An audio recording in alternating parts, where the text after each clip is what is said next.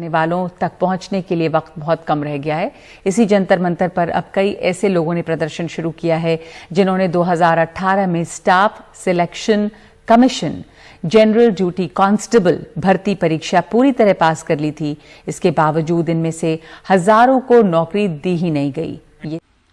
भारत की बेटियों की भागीदारी अब नई बुलंदी की तरफ बढ़ रही है।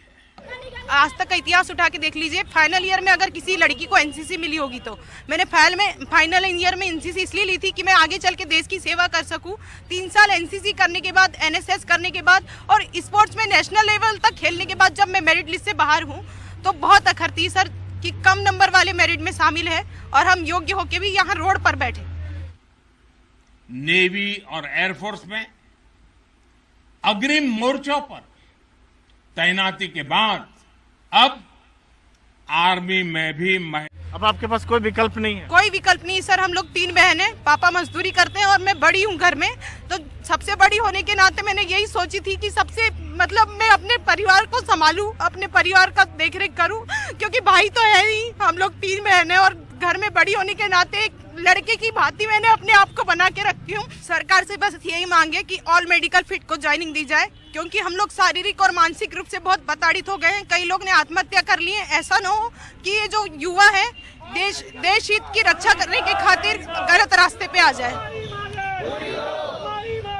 मेघा अकेले नहीं, यहाँ हर युवा का अपना दर्द, अपनी कहानी है।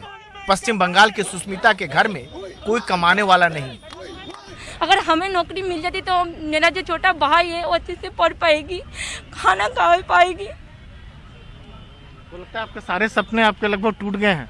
सारे सपने टूट गए हैं सर। और जब छोटी थी तब से मम्मी छोड़ के गई है। हम 2 बहन, छोटी भाई थी। हमने बहुत मेहनत करके यहाँ तक आई हूँ सर। हर रोज बहुत मेहनत की हूँ सर। उसके बाद भी हमें ज्वाइनिंग दे दिया गया सर। हमें सरकार से यही विनती है कि वो हमें ज्वाइनिंग दे दे सबको, ऑल मेडिकल फिट को। बहुत दिक्कत आ रही है सर, हमें घर में बहुत परेशानी आ रही है, रहने नहीं पा रही है सर घर में। इस भीड़ में आस एक बार तब जगी जब इसी पद के लिए सरकार की तरफ से वैकेंसी फिर से निकली। पहले ही करीब 5000 कम लोगों को नियुक्ति पत्र मिला था, फिर नई वैकेंसी ने इन सबको उम्मीद दी है।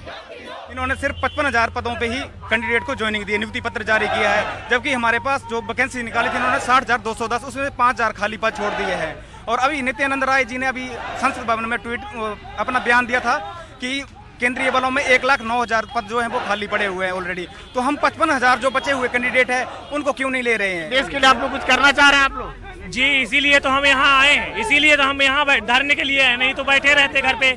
हम देश की सेवा ही करने तो आए हैं। हमारी बहनें भी कर रहे हैं। सरकार कहती है बेटी पढ़ाओ बेटी बचाओ, लेकिन सड़क पे बैठाओ। क्या यही नीति है सरकार की? गौरतलब है कि पिछले साल सितंबर में गृह राज्य मंत्री ने संसद में बयान। ये तब है जब खुद सरकार कह चुकी है कि केंद्रीय सुरक्षा बल जो है उसमें करीब 1 लाख वैकेंसी है, खाली जगह है। परीक्षा पास करने वाले इन लोगों का आरोप है कि उन्हें नौकरी देने के बजाय अब सरकार ने नई भर्तियों के लिए आवेदन मांगने शुरू कर दिए हैं। ये लोग फिजिकल और मेडिकल भी पास कर चुके हैं और अब तो कई के लिए सरकारी नौकरी